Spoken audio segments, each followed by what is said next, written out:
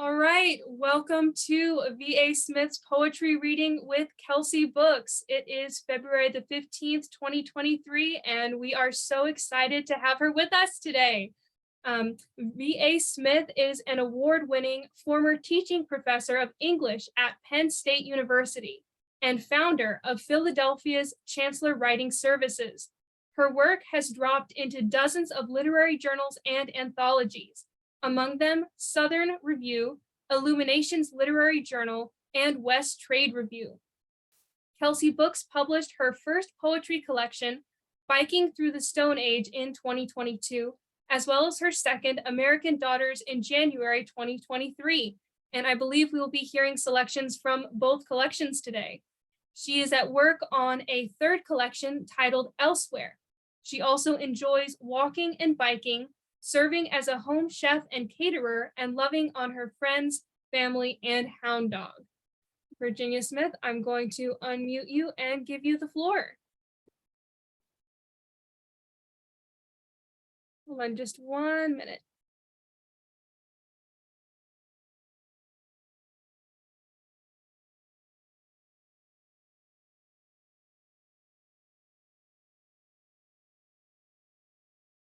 I can find you.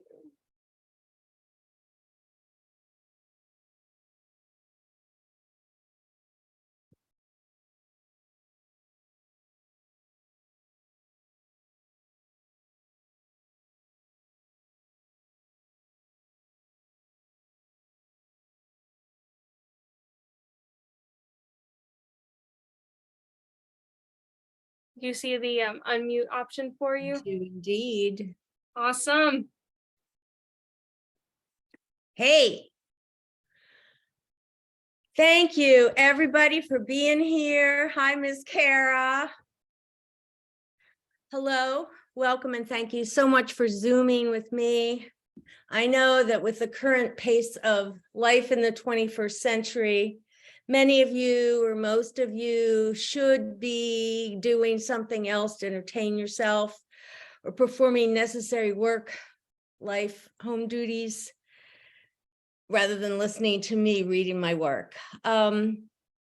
Just so you know, I'm missing the first half of Philadelphia's 76ers playing, which is hurting my heart. So let's do this. I'm going to first read from Biking Through the Stone Age. That was published back in May 2022. It was my first book of poetry. It was dedicated, may I say, to Adrian, Sylvia, and Rosalind, change makers and storytellers. And I know they're here somewhere, but I can't see them. So hello, you little rugrats. I'm going to read the sort of prelude poem to Biking Through the Stone Age. It serves, like most prologues, preludes, introductions to any work of art. It states many of the themes. It suggests tropes that might exist in the rest of the collection. And so I'm going to be reading that poem that was first published in Quartet magazine. Biking Through the Stone Age. Swiping sunscreen on their soft necks and faces, a strap check of their bike hard hats. My grandgirls ask again about the before times. Were there helmets, Bin, when you were a kid? A proper grandmother might offer nostalgia or longing. No, those were simpler times. Kids not pampered or protected. But none of us prize proper. All three filled with sass and badass, biking along the canal, frog spotting, heading to soft ice cream with twists and sprinkles. Later, hands sticky, tongues tidying their cones. The girls serve up silence for my free-range fable. Summer days after lunch, I'd bike to the pool. Who'd heard of seatbelts or helmets? My tender brain laid bare as a pumpkin to car tires. sun-splashed hours swimming and diving. No SPF to shield us. This Scots Irish skin crisps nearly to the bone. Burst burns on my shoulders, rubbed raw as I slept. Nights before the fireflies, we kids chased the DDT truck, danced in the smoky gray billows blown from the back, mouths open to swallow the secret, how the poison could keep us safe from mosquitoes and malaria. Rinsing sugar from their mouths with their BPA-free water bottles, the girls signaled, Elsiman said, sounds awful, dangerous, primitive, like the Stone Age. We wheel our way home, pedaling past my Paleolithic era and into their future, the Pleistocene age, their beloved polar bears drifting toward extinction, floods rushing past the fires. The second poem I'm going to read is called Saturday Night. It's a sort of coming of age, coming to consciousness poem. The speaker is someone looking back. Saturday night. Oh, and the word, you're going to hear the word jeans in this poem. That's a Jenes. My father steers our yellow Ford Fairlane through the dark winter streets of the hometown I did not yet know was poor and broken. What I would later describe as if to save myself from it, as Rust Belt post-industrial. Past Gardner's Candy, we turn toward the Juniata River, rushing with melted snow and sewage beside Hub Pizza Place. Our town had two. We had not yet heard the word pizzeria. The server slides our steaming box toward my father's folded bills, the lit takeout window revealing the muscled arms of a man I knew to be Italian, but did not yet know the connection between him and my German grandfather's wop sneer. I want now to know why driving home, my father says the word jeans, writes it in the cold dust on the dashboard to explain heredity, its boons and traps. I sigh that my small parents had made me small. Monday on the school playground, I tell the girl whose father owns West End Pizza that my dad knows many things, such as the Hub's best pizza crust.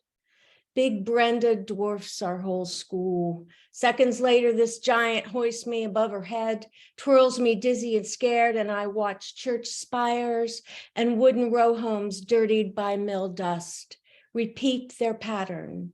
What I know now is a spiral of downward recurrence.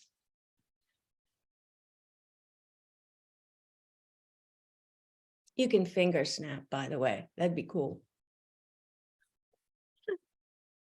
This third poem from Biking Through the Stone Age is an elegy, and you all know what that is.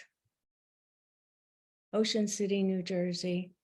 Crossing the Summers Point Bridge, the bay winks white and silver like fish scales as my dead father rises before me, snapping his fingers to earth, wind, and fire, smiling and nodding at convertibles and bikinis. A blue-collar man working nights in dim yellow light, but a guy on vacation in madras and shades. August 1973, bearing snowflake rolls and sticky buns in greasy, yeasty bags to his family's clapboard rental. Today, Dad travels with my mother and me in my New Yorker tote. Glad we're hoping to be back at the Portical Hotel. Its glamour schmaltzy, sweet, its towering pink mast like a happy cartoon whale. The finger-painted horizon hovers in blood orange while we walk our husband and father to Ocean's Edge. Fling his heavy gray-white ash to air and water. Watch bone blend with salt. wash back to beginnings, his clean pool break, his brown sugar barbecue, his search for the perfect peach, his smoke whispered into our aching ears, his open laugh, his closed sorrow.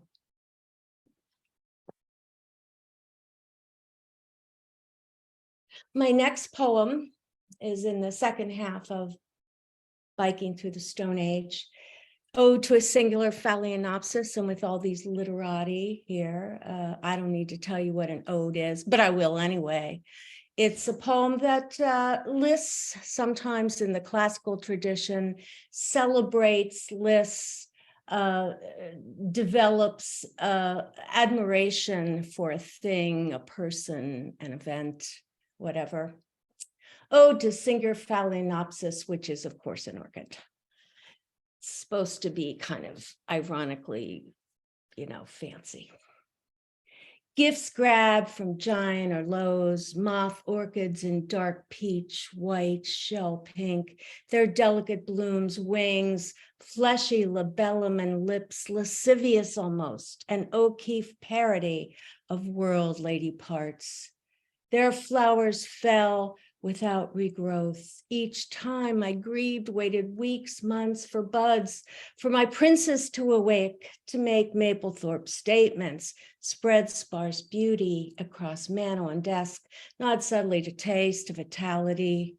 I study friends' success, read recipes for orchid health, underwater, water weekly, more sun, diffuse light, benign neglect, eggshell compost, fertilizer from the Philippines.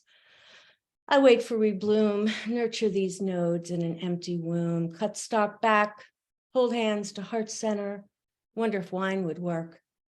Then the trash. Back from insanity's ledge, my husband arrives at fall equinox with another Phalaenopsis. I eye them both with dread and doubt, water them without a smidge of hope or trust. Only another living thing willing others weal and life. For him, there's lithium, lamotrigine, and soup. The orchid gets my sitting room sill, long light, a dearth of love. Flowers hold until Halloween and then drop each day for a week. By Thanksgiving, glossy green buds line the stalk like pupae, grow fat, tease me with soft slips of pale flesh pushing from the inside. 8 lilac-veined pale blossoms burst one by one. The stalk splits, offers a new stem of flower heads. Is mania dormant? My mate and I bear silent witness to this turn. Our orchid grows heavy, an arc of snowy clusters, its long crescent neck bending low, a swan flush with grace. I'm going to read you a final poem from this first collection, Philly poem. Its timing is pre and post pandemic, and it's called Birds of Philadelphia. Now, if that's not an oxymoron. More than half the world's sapiens live in cities. Concrete, a common ground cover. We forgo private gardens, bird feeders, overhyped lawns for human culture. Theater, art, street, and nightlife. On our best days, the Delaware River calls us to look up, ghostly white gulls gliding toward Jersey or down along the Schuylkill, fluffy Dijon-flecked goslings tottering underfoot, street sparrows brawling over pizza crust or taking dust baths serve our daily biodiversity. No one moves to a city to birdwatch. That was the aughts and teens. When dinner parties reconvened, we entertained one another with tales of what we'd survived or not, questions epochal and biblical. Were the spotted lanternflies a sign, hitchhiking across the continents a few years back, sucking on sap that morphed to deadly tree mold? We mused on where our post-plague signifiers might emerge. Bird stories fluttered back and forth across the table. Temple's 90.1 sang praise for thousands of robins, wrestling worms in the wet earth across campus. A Marian teacher saw scores of Cooper hawks ripping tree branches along 76 East. A South Philly plumber claimed a conclave of cardinals nesting beneath roof decks, flashes of red through the air like flamenco dancing fathers. Finches by the dozen painted the stone walls at Eastern State Penitentiary with yellow motion, singing among the thistles. The host dishes up a final tale. Back from hot yoga, I stopped short as two white doves huddled on my window ledge, their cries a love language, dirge, the seventh seal. Winged creatures are secular angels, trillions of brood cicadas surfaced in days, timbal organs thrumming from Georgia to New York and westward, eating, mating, aerating the soil, their dead bodies dusted into nitrogen, their prophecy to reverse our damned dominion. That is Biking Through the Stone Age, available on my website through Kelsay Books, Amazon. Hope you enjoyed whatever you heard. I'm going to move on now to book 2, American Daughters, just released 5 weeks ago from Kelsay Books. I will read 4 poems from the American Daughters section and 4 from part 2. It is dedicated not to any specific folks, but for all my sisters, the many women who have led me and those who have inspired these poems. I'm going to begin again with another Philly poem. In fact, a kind of Fairmont, Philadelphia voice. And it's called Come On Down.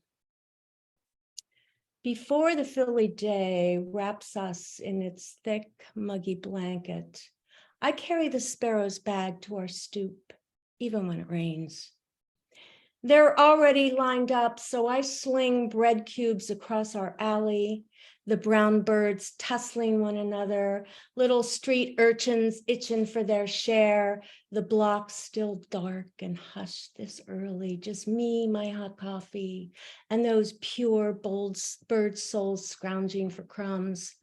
What my own life has been, me and my sweet son, God love him, living together here these 45 years, my tailoring work, his disability, lately Medicare social. Enough for scraping by. I try to do that gratitude stuff magazines preach. I do, along with that peace breathing. And to be glad for others' gifts, such as my little sister and her husband's cruises each February, except during the COVID, then her showing off pictures of raw bars and umbrella drinks saying, Rose, I am bringing you with us next year, and I mean it. Well, even if, who would take care of Anthony, as I must day in and day out, getting him to mass, watching over his chores and socializing away from kids. Well, today I'm grateful for the 50th anniversary. The Price is Right. Lordy, have I had my fun with that show all these decades. Curling up at 15 with my mom on our sofa in this very house, loving on Bob Barker. Now it's me and my boy watching. I know most contestants just go home with a year's supply of Bounty or whatever Drew Carey and them decide you're worth. Still, I have my dreams, a little filling from my bare life. I often fall asleep to thoughts of Anthony and me flying to Television City, California, us getting the price just right.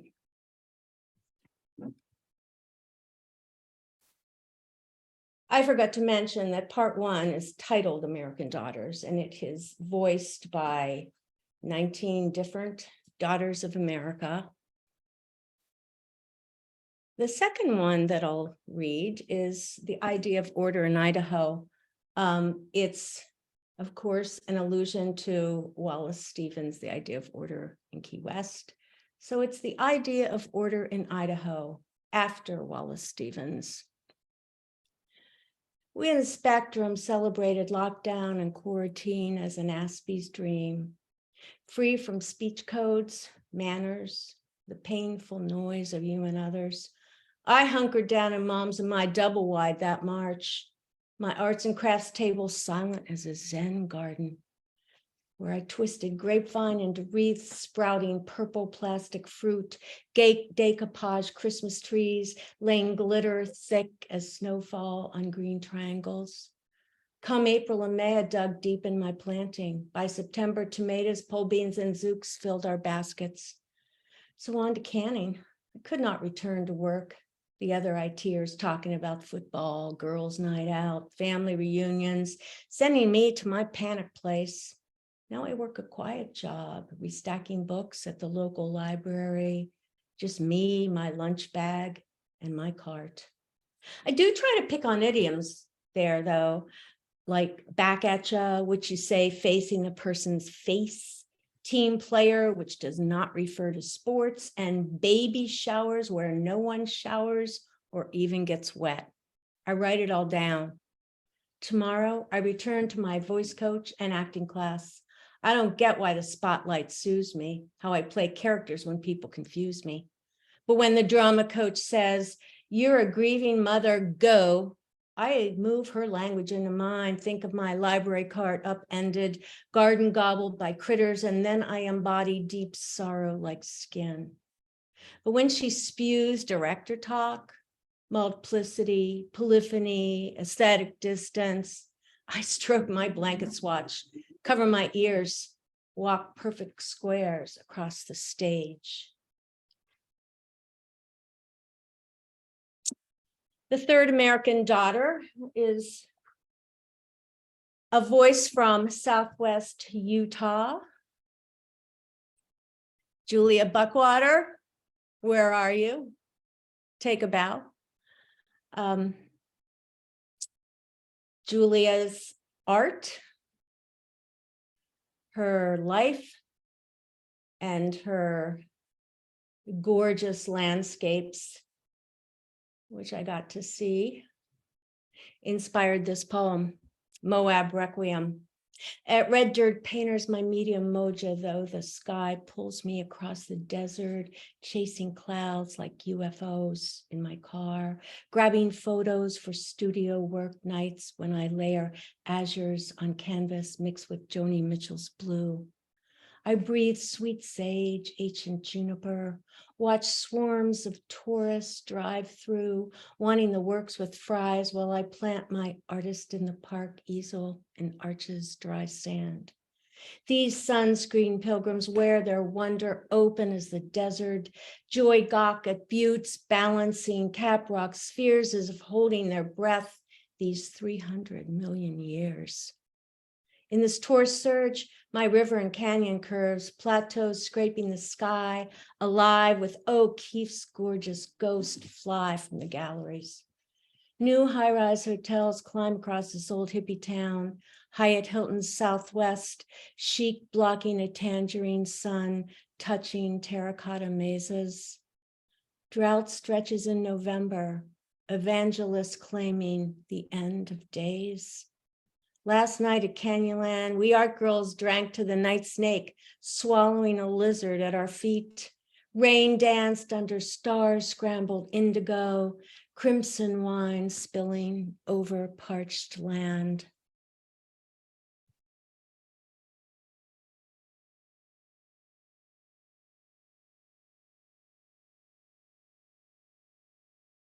So I'm in part 2 now, which is part 1 is called American Daughters with the 19 chorus of voices.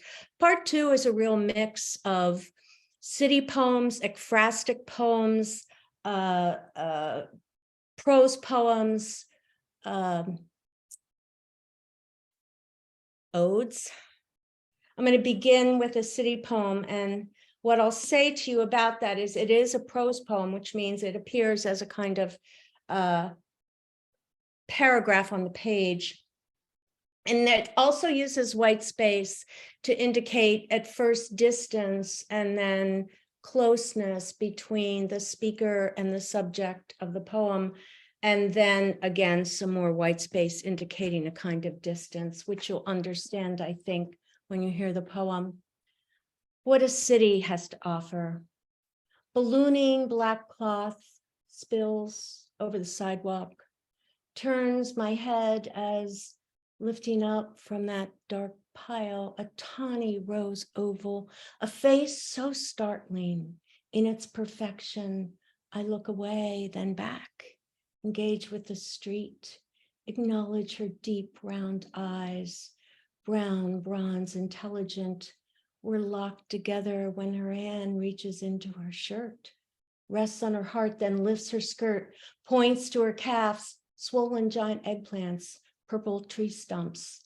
Above bare feet, toes gone to green, grotesquerie and beauty, identical twins. So I say, I don't have cash, but I'll get some for you. Gesture to the ATM where I am headed. When it spits bills, I fold her share into my pocket, check the time, remember my punctuality goals, fly to my petty appointment, move her money to my wallet, my heart bloated with comforts, so I cannot return and look at her, sit instead on time, staring at my shapely feet in the spa whirlpool before our cash only BYOB.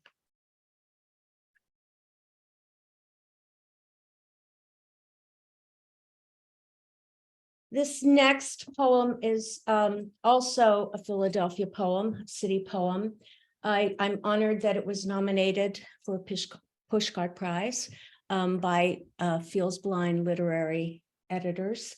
And it's got 6 parts, and I'll name those parts as I read it. It is called After the Fire, January 5th, 2022. 1, the morning walk. My dog and I cut a crooked path, poke our way past ladder trucks, police cars, pale fire hoses like jumbo octopus arms drooping across the street, curling into puddles filled with fallen bare branches from last night's storm. 2, the news. It's not until 9, settled home with my coffee and laptop, his bone, that I pull up NBC 10 News. 13 souls woke screaming this 6:30 a.m. 3 mothers and 9 children dead, a father and his 5-year-old child injured as they broke second-story windows filled with flame to fall on cold concrete. Our mayor proclaims an immensely dark day, worst Philly fire in over a century.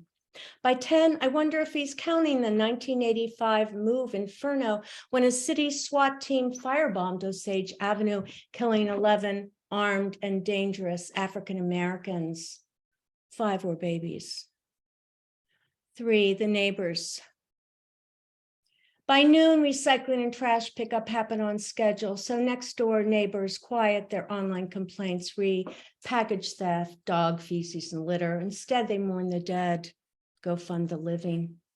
At 3, light of the city's school staff stream rushing lines of students into noisy masked order. I open my door to watch parents, neighbors, bus drivers fetch kids home, backpacks, flashing unicorn, Elsa, Spider-Man talismans. 4, it's always happening. By 4, our Fairmount Street cries June 2020 city sounds.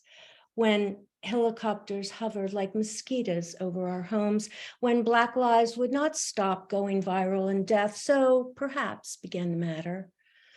Public housing, the knee on the neck this time, the I can't breathe for those mothers and children who could not afford more room and air. 5, grieving. By dark, we dot the steps of their school, clutching candlelight, throats thickening, weary of saying their names, the black and brown bodies burning for centuries to escape. 6, the next day. 7 a.m. ignites flame blue, clouds lit coral by the sun, slipping by 10 into an ash white sky. Another Philly poem. This is for Daria, Orthodox Lent. The St. Nicholas Ukrainian Catholic Church cradles 24th and Ringgold's corners, gold onion dome and spires flashing Byzantium across our brick row homes, given what for to the sun setting off our roof decks. These days, tiny yellow and blue rectangles twitch like prayer flags on clotheslines across St. Nick's church garden, vinyl signs draped over its iron fence declaring humanitarian aid dwindling for Ukraine, then a rare bid to enter April 8th through 22nd, 2022, pierogies for sale.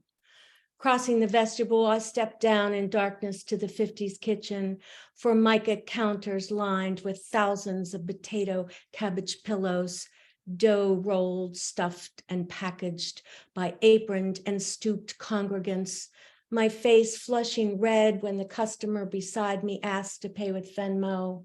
The half block home, I hold my pierogies tenderly, shaded in shame at my pleasure in redbud branches, twisting with plenitude with tight pink pods about to explode. Okay, I'll give you some relief, folks. Those were four. I never read No Country for Young Lawyers. I'm going to go back to that because it was one of the four of the daughter's poems. All right, there's a note on No Country for Young Lawyers. And that note, which is at the back of the book, No Country for Young Lawyers, Juan Antonio Hernandez is a convicted Honduran drug trafficker, lawyer, and politician. He is the brother of the former president of Honduras, Juan Orlando Hernandez. So this title, of course, No Country for Young Lawyers, has lots of thickness to it. It begins as a No Country for Young Men, a W.B. Yeats poem published 100 years ago, longer. It then morphs into Cormac McCarthy's novel, No Country for Old Men, and then becomes, of course, a blockbuster movie, No Country for Old Men. So I'm playing on that thick 20th, 21st century title, and I'm calling this No Country for Young Lawyers. And I'm so glad I remembered that I forgot to read this poem. Honduran killings fall like rain on Roatan, always on any grandmothers, babies, gangs. Cartels stole our safety. Kids swept up from our stoops, night promenades through San Pedro Square, a suicide walk. I fled with my daughters, this place bad for single mothers. Big firm lawyers, a price on us all when I would not get the drug king freed from jail. Jehovah's Witnesses flew us fast to Philly, though my asylum papers crawl through court like tiny turtles. I make my own business, lean as cleaning, dazzle clients with my speed, the polish I give their kitchens, mirrors I make of their floors. Soon I will hire workers, rise back to the top. Cleaning makes good cash money, more and safer than Honduran law. I put myself in God's hands to bless me with more work, our own home. Still, some mornings darkness pins me to the bed, stomps the dance in my eyes, and then only the littlest tugging my hand for breakfast swings my feet to the floor. I shop cousin's supermarket for mango, plantain, peppers, oxtail for stew, Pediasure for my baby to grow, all aisles singing with Spanish, so nice. My oldest wants Christmas, American Girl dolls, but I tell her, we witness now, no, Jesus did not ask us to lay tinsel on trees and make Feliz Navidad. Last night, I felt old fear in my dreams from jail. Hernandez ordered my girls and me shot in the head, but I rescue them from school and my new Honda Pilot drive us through the air to Macy's Center City windows where snow falls on lanes lined with striped candy, moving elves, white lights lace Santa's sleigh, pure pagan magic. That one belonged back there in the first section of 19 women voicing their stories, but I will give you a break from the darkness of those last four, and I'll end with a comedic prose poem. It's called Quarantine Cuisine. Lockdown contained, travel curtailed. My chef brain leaps to compensate, wanders cage free, up and out of formal meal rotations. Chicken piccata, pasta puttanesca, mustardy pork loin partnered and roasted with fingerlings and Brussels. Though lovely, these culinary participants in a previous cooking life got pink slipped fast, registering the CEO's reconfigured vision, menus finally going all out free range, or more like Girls Gone Wild, me wearing not a wet t-shirt, of course, but dirty aprons, yeah, baby.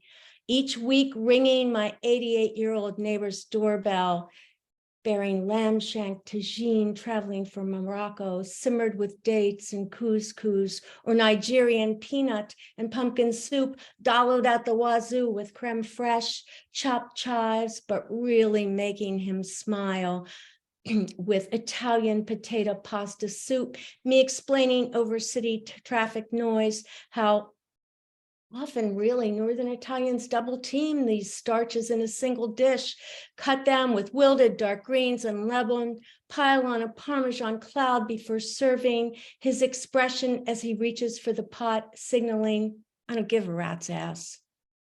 When I deliver a Thai curry with silky tofu and jammy tomatoes, this Korean war vet declares that only the red Chinese believe it's a dinner without meat, but I don't quibble over the nationality of my broth's Asian descent, the wonder later if I should have. As Christmas cookie palooza is upon us, trending international as well this year, losing the Hershey peanut blossoms, spritz, pecan tassies, tribute sweets to my deceased mother, worrying my KitchenAid artisan 5-core 24/7, fueled by a commitment to cover at least 5 continents. Turning out Piper Kakut, Chinese peanut cookies, Russian chocolate kielbasa, raspberry rose rugelach, Australian Anzac biscuits, dulce de leche thumbprints, then boxing them with starry tissue. It's a small world after all, sorta, logos on the sides, anticipating Carl's nationalist sneer.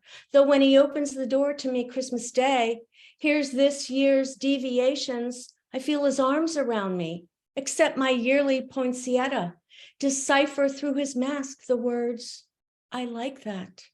The world's all in this Chinese virus together, toots. Thank you so much. American Daughters, available at Kelsay Books, on my website, and of course, through Amazon. I would love you to have it. That was awesome. Thank you so much for reading. Like she said, her books are available. And now we can unmute if anyone wants to unmute and have a Q&A. Q&A me.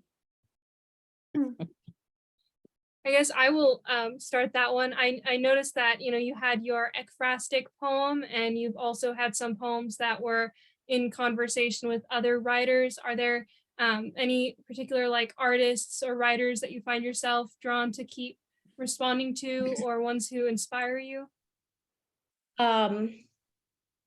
Recently, I was drawn to a poem in Ellen Bass's collection, Indigo, and I wrote my own version of that poem. Hers was called Sous Chef. I titled mine Dinner, after Ellen Bass, and that was picked up by ISIL magazine, and it's on my website, YouTube reading of it. So I find that, sure, everybody, whether it's Einstein or Yeats or Georgia O'Keeffe, poets are always seeing their own work located in the history of ideas and other works. Yeah, I have an ekphrastic poem in American Daughters, which is called Odalisque, and references all the other male painters' vision of that lounging goddess. That's awesome.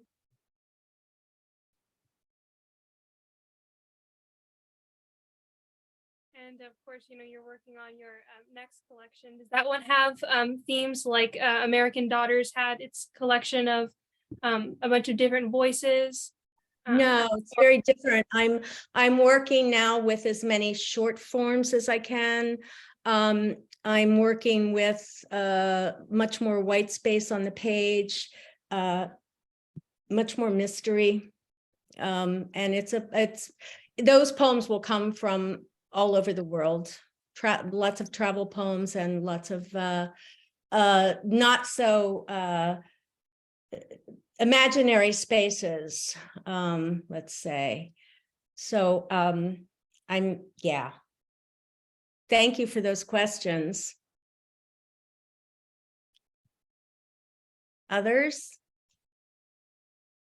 Right here. Like, How about me? Can you see me? I can't see you. That's okay. Tim Doherty. Tim Doherty. How are you? Are you on my list? I am. I'm so glad. I'm Yes. so glad that I included you on my list. How are you? I'm terrific. I'm terrific. I was really happy to get the invitation and really proud to see my high school English teacher reading poetry to me 45 years later, something like that. So it's a nice throwback moment for me. So I wanted to share the pleasure I have in sitting here watching you and listening to you again as a student for the moment.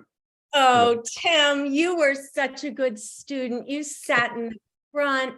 No, you sat in the back and goofed off, right? I did. Thank you for remembering I that. thought Yes, so, I yeah. was sort of a pain in the ass, but I'm very funny and very sweet, of course. Oh, you're very funny. And we met up in Philly a couple times. You still teaching in Delaware? I do. Yes, I do. I teach He's an English. English teacher now. Yes, well, since 1982. So can you unmute yourselves? Can you all unmute yourselves? I think so. Okay. Hi, Miss Christie. Hi, Virginia. Oh, I raised my hand. It feels like a flashback as well. I wanted to talk to you about time, the theme of time, which really comes through for me in many of your poems, like from the obviously Viking Through the Stone Age to was it After the Fire, and many of them just have these.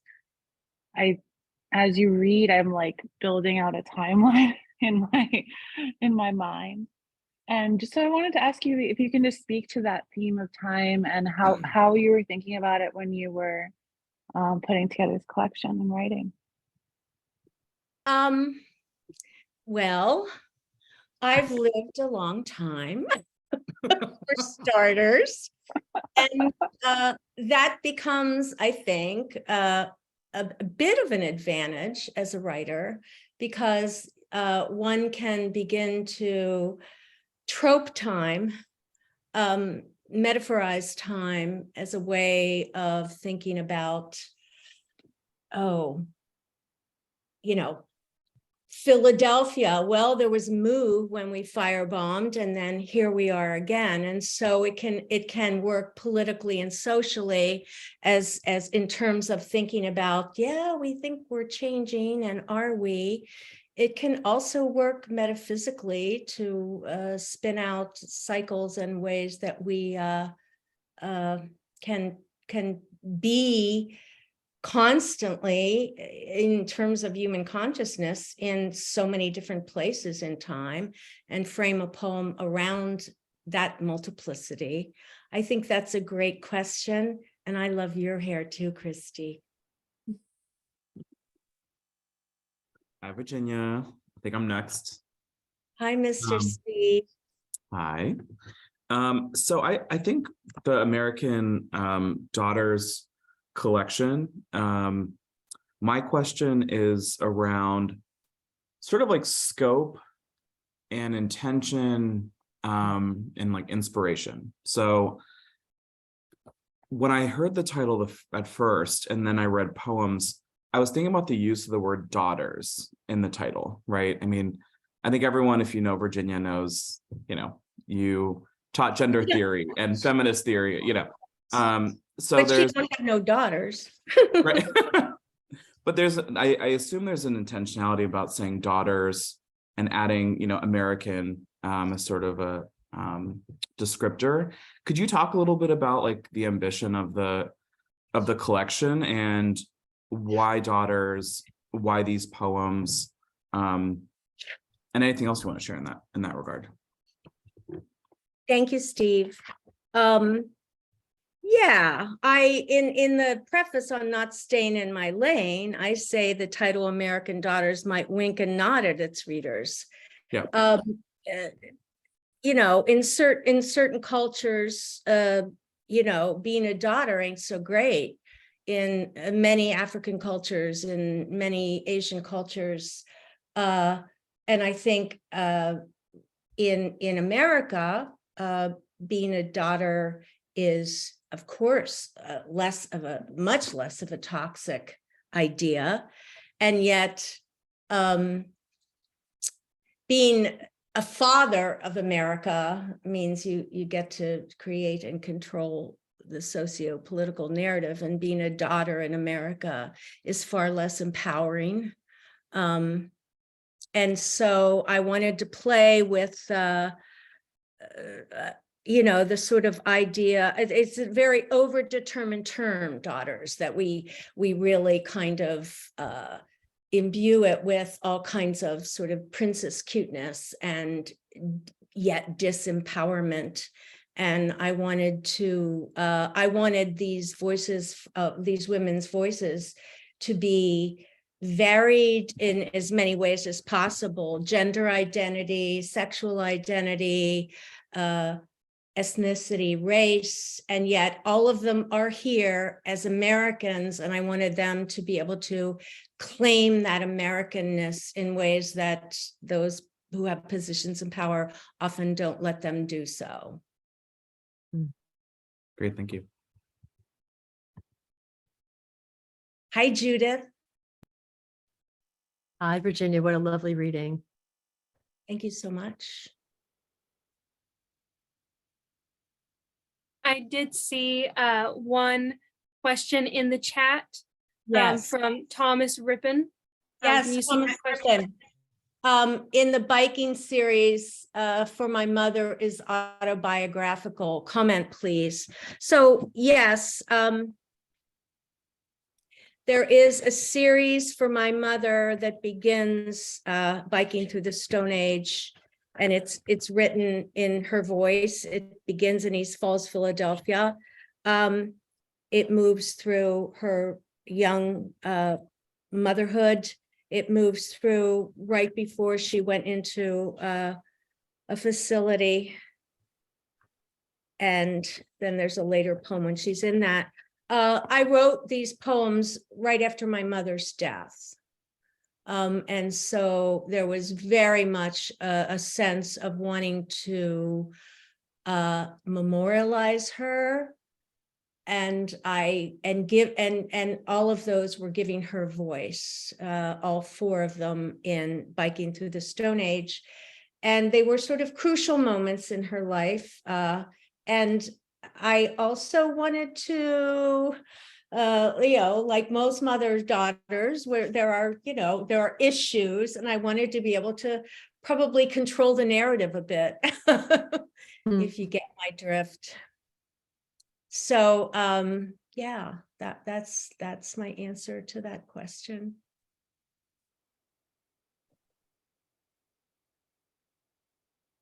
Others? I'm so appreciative of all of you being here. You asked great questions. I'd be happy to entertain more, but I thank you for your time, and for Jen Bugner writes to me here. Yeah. Oh, Jennifer, you little honey bun, I'll be talking to you tomorrow night.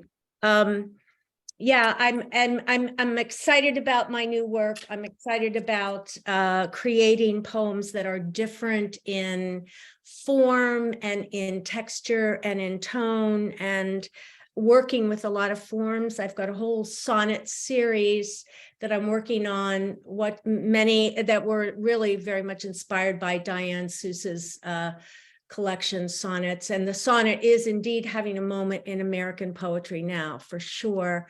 And I proudly just got 2 of them accepted at a very good magazine that has published very famous people. So I was extremely pleased to see my new work getting a nod.